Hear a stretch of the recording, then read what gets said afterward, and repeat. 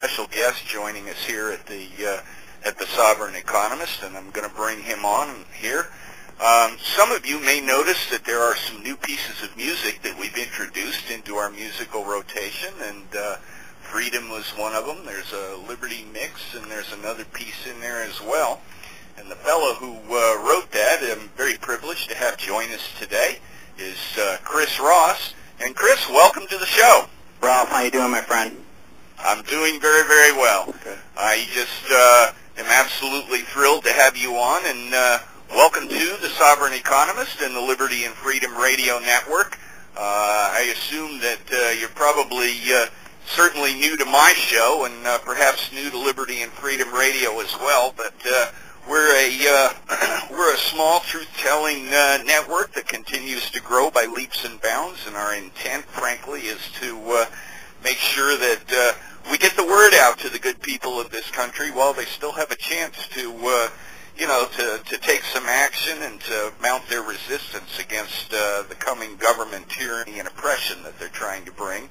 And one of the very important parts of communicating that message is the beauty of music and patriot songs such as those you've done.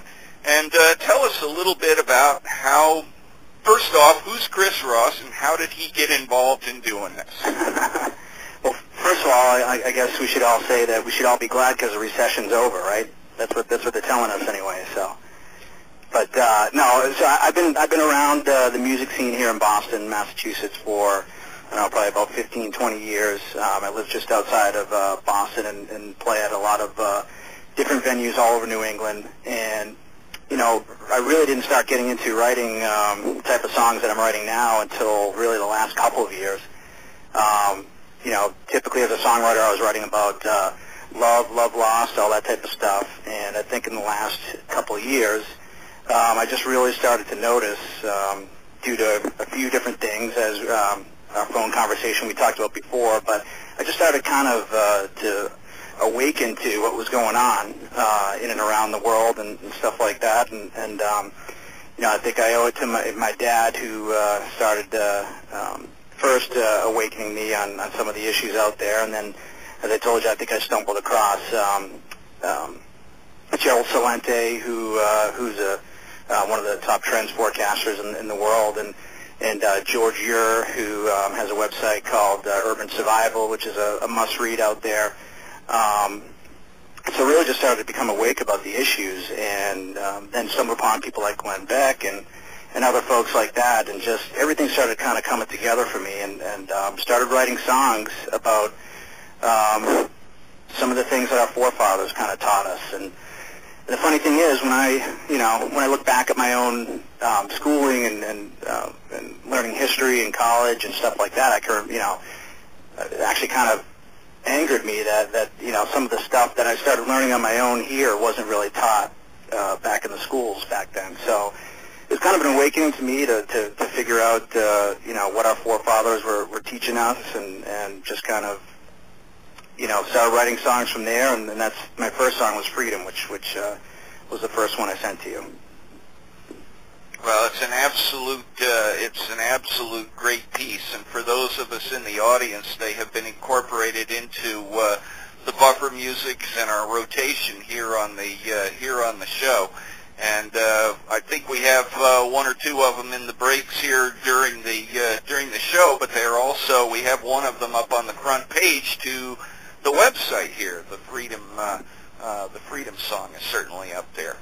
Chris, when you sat down to write these songs, I would imagine that it was just something that you did kind of out of creative expression.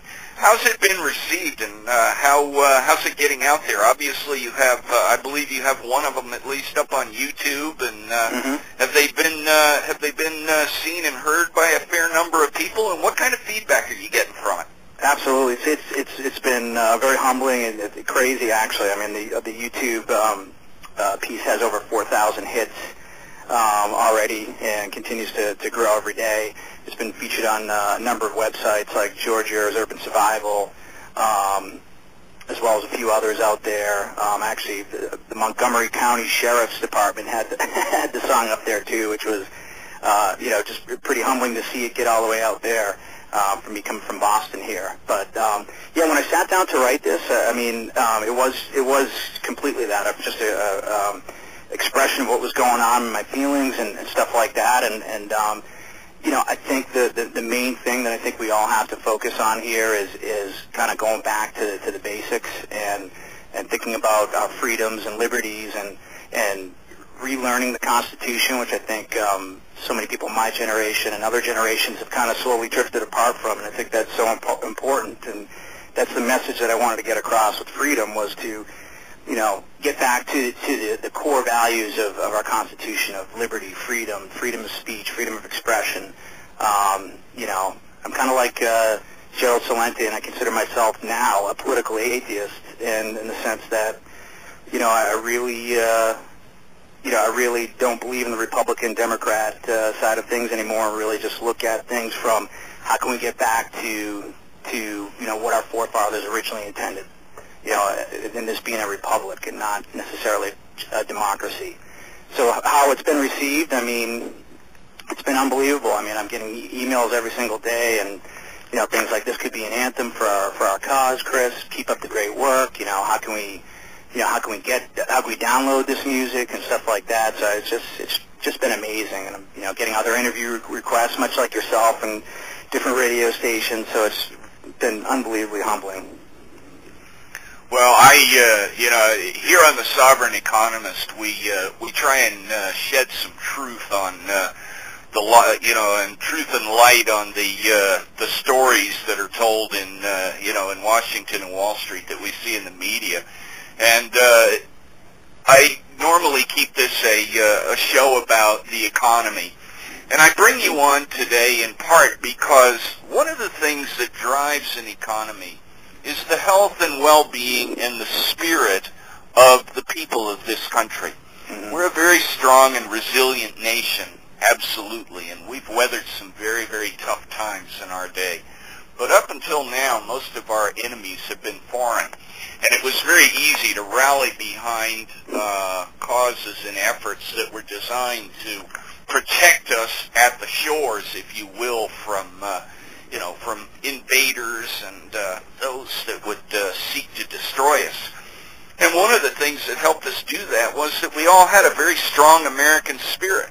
There was a time when playing the national anthem and some of the liberty and freedom songs that are very much a part of our culture here made a huge difference.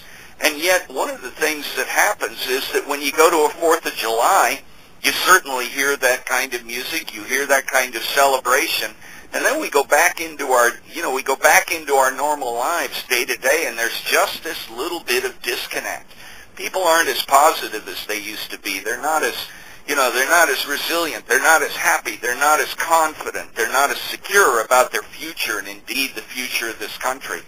And I think it just is incredibly important to have music like yours out there that helps people reconnect with their roots and helps reconnect them to their status as Americans. And I truly believe that it's efforts like yours and those of others who have done things like this that help us tremendously to remind us of who we are, to act, if you will, as counterpoint to some of the progressive and liberal education that has been indoctrinated into the last 2 or 3 generations, as you